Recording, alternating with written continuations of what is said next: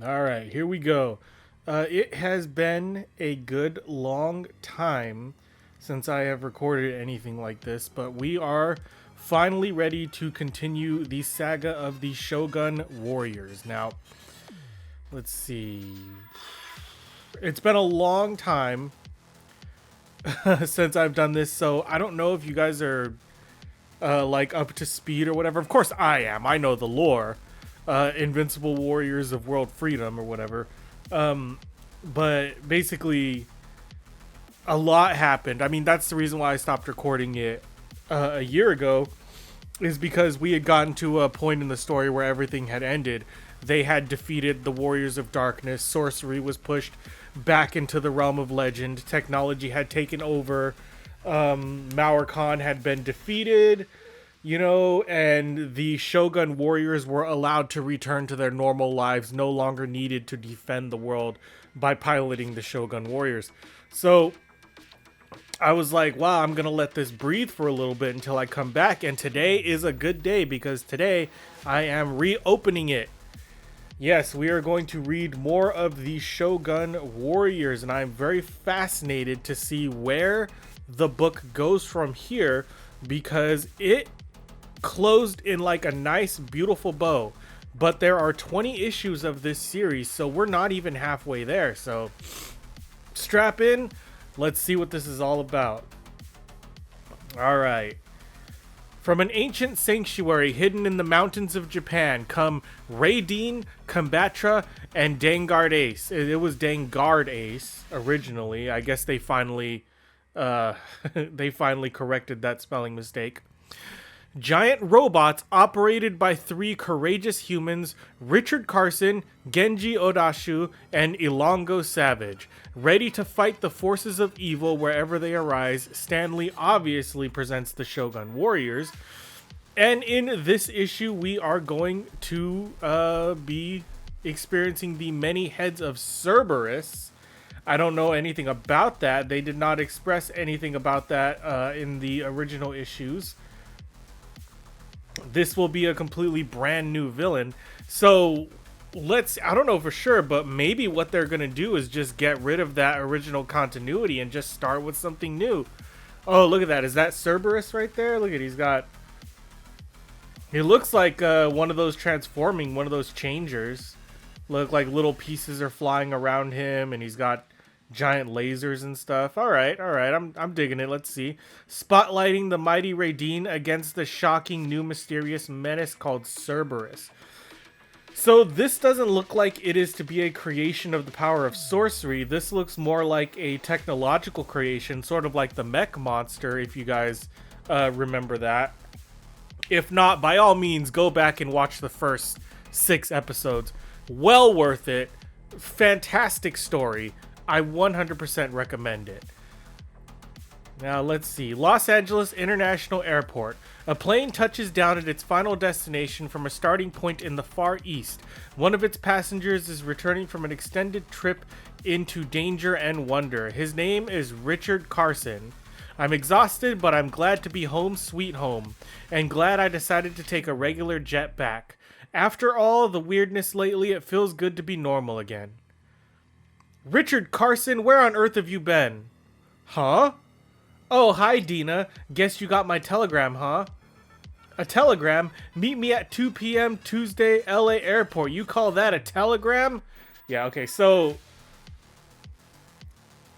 to express, if you guys don't remember, at the end of issue 6, we were introduced to Dina, who is a stunt woman, just like Richard Carson is a stunt man. That's his job. He was a stunt man.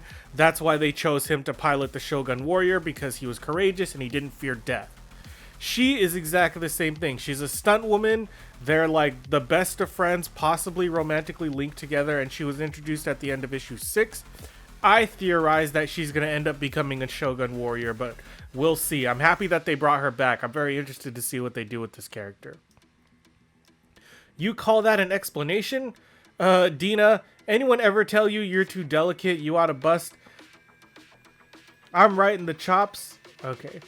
Dina, anyone who ever tells you you're too delicate, you ought to bust them right in the chops. Now, what say we get out of here? I'm bushed. I'll tell you all about it on the way home. Don't worry, Richard, I won't make any more of a scene here in the airport, but the story had better be a good one. My bike's in the lot. Yeah, alright, so what are you going to tell her? That you piloted a giant robot to defend Earth against the forces of evil sorcery and the evil Lord Mauer Khan? Let's see. At the Oceanography Research Center in the coast of Madagascar. Oh, that must be none other than Ilongo Savage. He was the marine biologist, wasn't he? Look out in front, it's a taxi. It must be Ilongo, returning from his so-called mystery absence. Yes, finally it is. It's Ilongo Savage. He's a marine biologist, also a very a very courageous Indiana Jones type, and he is finally returning. Welcome back, Ilongo. When your bath escape disappeared, we were well, our divers found no trace of the escape. We had to call the police and even thought you were dead till you finally notified us. I assure you I'm fine, John, and I apologize for the trouble I've caused. As for what happened to me, it's a long story, to be told perhaps some other time. Very well, Ilongo, come inside. It's good to be back. Everything is still the same. And now, since we will have a chance to talk further over dinner tonight, I think we should all get back to work. Somewhat mystified by the mild brush-off, the workers nevertheless begin to disperse. Except Judith. I would like a progress report in the Dolphin Project. Very well, Dr. Savage. All of the various clicking and squabbling sounds have been cataloged and analoged in the computer. If they are indeed forms of speech, the language is too subtle to decipher. Yes, but nothing else since I've been gone? Well, we have learned that they are intelligent enough to precisely repeat or perhaps simply mimic whatever sequence of sounds we project to them, even though our projections must be gibberish to them. Good. And now I have something personal to say. It's good to see you again, Judith. Yes, Ilongo, I worried about you, and now the worry makes my happiness greater. But tell me that pendant you are now wearing, so strange and so beautiful. I never noticed it before. No, it's new. What shall I call it? A magic talisman. Something extraordinary has happened to me, Judith. I said I might tell the others about it someday, but I doubt I ever will. However, I think I will tell you soon, when the time is right for wonderment. Meanwhile, aboard an old tanker some 90 miles off the coast of California. Look, there's something out there off the bow. What is it? I don't know, it must be huge. Seems to be heading back the way we came. Back to the east. Must be something the Navy's testing, a new aircraft carrier or something. Wrong. Okay, here it is. Here's the inciting incident that will bring the Shogun Warriors back together. In the tangled mess called the LA freeway system. You're kidding. No, Dina, I'm not kidding. And watch out for this bozo in the Lincoln. You're not doing a stunt, you know. Then if you're not kidding, Richard, I refuse to believe it. I can't help that. I've told you the truth. Believe whatever you want. I believe you've gone bonkers, that's what I believe. And this is our exit, bonkers. The experimental prototype for a jet fighter, which has been missing for weeks, hits the tarmac. A mob rushes towards it. Genji Odashu debarks the prototype. Any comments, Miss Odashu? Tell us where you've been. Yeah, Ms. Genji Odashu, she's a pilot. In Japan or whatever. What's that crowd? They're reporters, Miss Odashu. They've been waiting for you all day. Were you hijacked? Was it terrorist? Did you defect to China? Were you shot down or captured? Was it the Bermuda Triangle? Please, please, no. Step aside. The Manila branch of Japan Airlines will host a press conference tomorrow, gentlemen, and your questions will be answered then. Now please excuse us, Miss Odashu is very tired. Into the limousine, Genji. I've booked a hotel room until we can get you home to Tokyo tomorrow. But Kosei, what's happening? I can't believe that mob, Kosei, but I'm glad you got my wire in time to rescue me. So am I, Genji. But I came to greet you not just as a friend. What do you mean? An airline insisted on sending an official escort, Genji. I volunteered. After all, you disappeared with the prototype of our new plane. There was a massive air and sea search, I'm afraid. You'll have to be up before a board of inquiry, Genji. You'll probably lose your job. Then I'll get a new job. You don't care? Not really. Something very special has happened to me, Kosei. Far more special than a mere job. I can see that, Genji. Sense that you've changed, but... What is that necklace you're wearing? It seems to... glitter inside. Oh, you mean my new pendant? It is the key to wonder, to excitement. The key to an experience that makes the duties of a test pilot seem most mundane. Her voice is dreamy. Meanwhile, at Shogun Sanctuary... I don't like it, Dr. Tambura. Nor do I, Charn. Dr. Tambura is the brilliant, hyper-intelligent Doctor of Light, who actually created the Shogun Warrior robots. In case you guys forgot. If not, go back and fucking watch those episodes. It continues to head east, towards the west coast of North America. Do you think we will have to alert him again, so soon after the defeat of Mauer Khan? We may, Sharna. But not until absolutely necessary. In the meantime, we must keep a close watch on this anomaly. The mystery of the thing causes me deep concern. It seems to have appeared from nowhere, controlled by no one.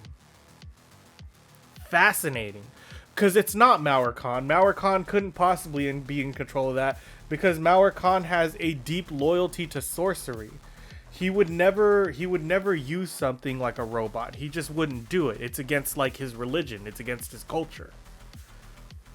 On a hillside just beyond Los Angeles, Dina's bike is parked outside Richard Carson's home. Gadzooks, but I'm starved.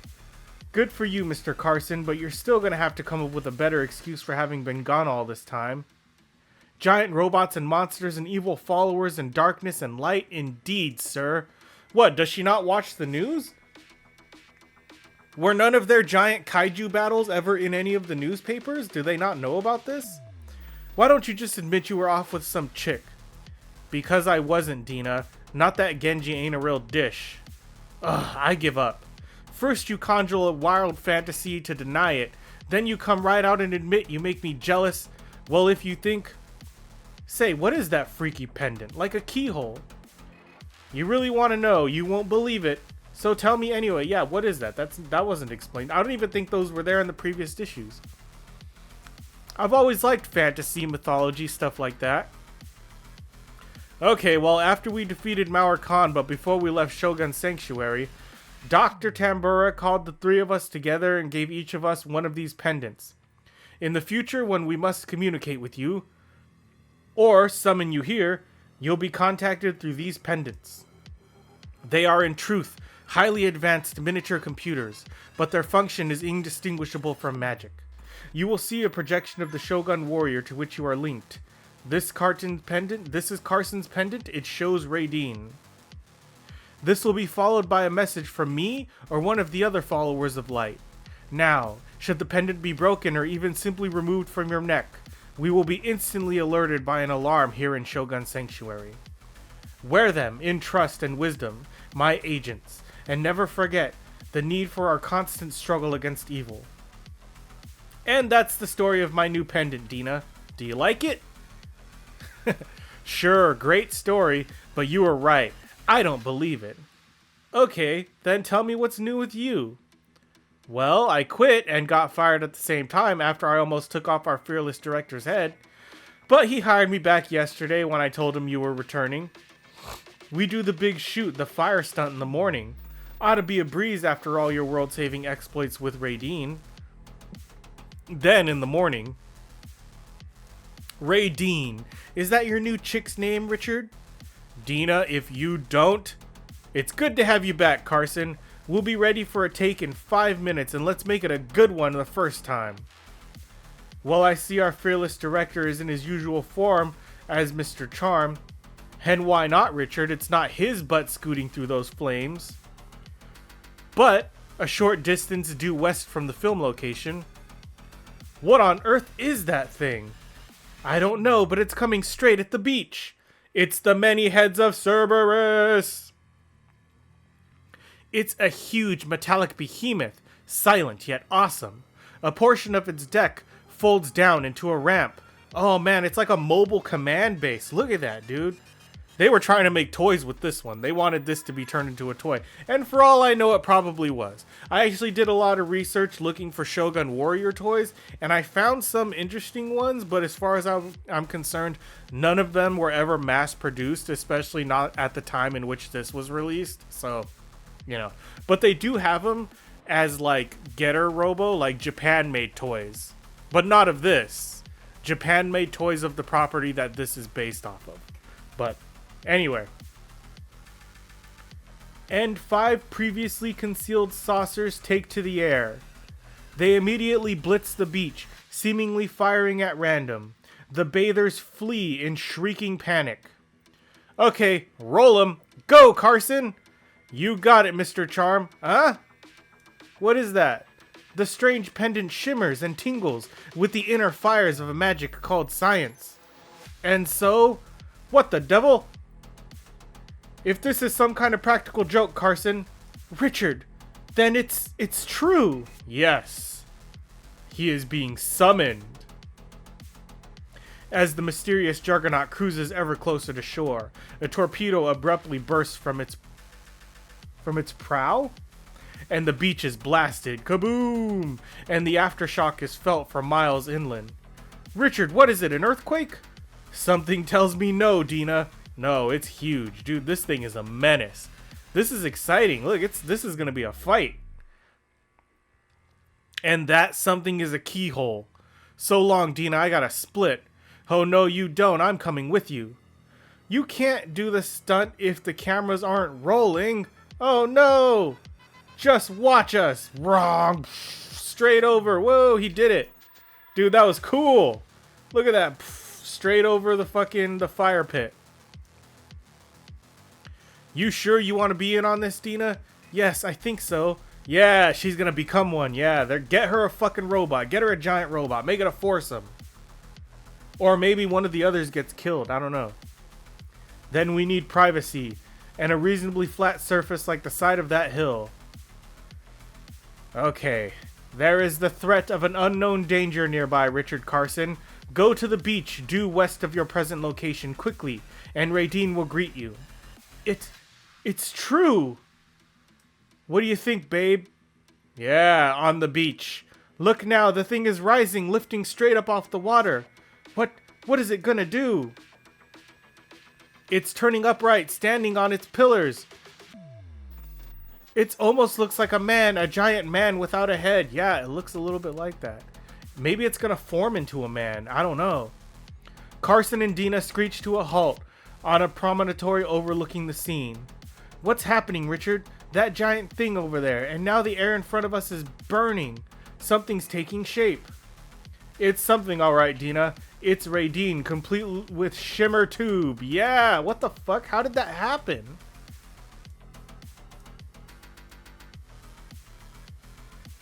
Wow, it's really true. All of it. So what? He's teleported? I'm just gonna assume that Raydeen was teleported in. Yeah, now wish me luck, babe. I'm gonna need it to hit the shimmer tube in the first jump. Richard, no! But the jump is already made. Perfectly. Caught in the shimmer tube's grasp of anti-gravity, Carson rises immediately. Straight up into the control cockpit located in Raydeen's head. Just in time, Raydeen, old boy. Because it looks like we're under attack. Where is it? Boom, there it is. And under multiple attack by the main body, 4 or 5 little auxiliary attackers. It looks like we've got our hands full. Yeah, so it's like a giant body. And it shoots at you, but while it's shooting at you, it's got 5 flying saucers that also shoot at you. The many heads of Cerberus. Fucking brilliant. I like it. So, let's try 4 shots at once. Oops, no dice. They're the thing. The thing is quick to block. Oh yeah, look at that. And its counter punch is pretty swift too. Richard, help! Wait, is that Dina? Dina! Almost forgot she was up there. Easy, babe, I gotcha. You look good enough to eat. I don't believe it. I tried to tell you, kid. Okay, now belt yourself into the spare seat because this is going to be one Lulu of a ride. Starting with a Screamer Hawk. Well, what do you know? A direct hit, and we took out one of its guns. But I don't like the looks of those little fighters. They're up to something. They're moving into some kind of formation, Richard. Oh, fuck. That's its head. Oh, my God. I get it now. The many heads of Cerberus. Look at them. They sandwich together. Oh, my God. I love it, dude. I've loved giant monsters and giant robots ever since I was a kid. Ever since basically, like, Power Rangers in the 90s, you know? I've loved this shit. Stacking up, locking together, and snapping down into the main body's neck hole, they made a head, Richard, like the many heads of Cerberus. Bingo. Yeah, and all mythology aside, Dina, that head's got a big mouth. Boom! Oh, shit, he took a direct hit. Richard, are you alright? Oh, yeah, I'm just shaking up. No, dude, I think you're fucking hurt. Quick, Dina, hit the green button in the center console. Okay, but what does it do? It makes Raydeen hurl his concussion shield, which converts to a boomerang. I already set the homing relays for the thing's head. So with any luck, boom, like bowling. Bowled him. Got a strike. It worked. I busted the head back down into its 5-component saucers. Yes, Richard, but the pieces don't seem to be damaged. They're waffling, hovering into new formation. Locking into a different head? So now not only does it stack, but they stack in different ways to create different heads? Dude, that is fucking awesome. Yeah, an even nastier looking one. The many heads of Cerberus indeed. Welcome to the mythology of the Shogun Warriors, Dina. Hope you live to tell about it. Yeah, I do too. God. I'm gonna have to do the next issue immediately. I can't leave this on a fucking cliffhanger. Next issue, round 2 in the battle between Raydeen and the mysterious Cerberus, as well as tantalizing glimpses of the trouble abrew for our other characters in Cerberus and the Skyfall. Alright, so Cerberus is the new villain for this one. It looks like he's going to be a multiple issue problem to deal with, but yeah, I'm down for that. I'll do all the issues at least featuring Cerberus, or I'll at least look into it and see how many of these issues there are. But I am into it, man. Cerberus is pretty cool. I mean, even though he was probably designed to sell toys, he's pretty fucking cool, man. Anyway, yeah, let me know what you guys think. Is Cerberus a cool villain? Do you guys like these giant robot kaiju comic books? Let me know in the comments. And that's it for this comic book. If you liked reading this comic with me and you want to read more comics with me, like this video, subscribe to the channel, and donate to my website, HeroicStudios.org, so that I can do even bigger projects. And until next time, nerds, stay heroic.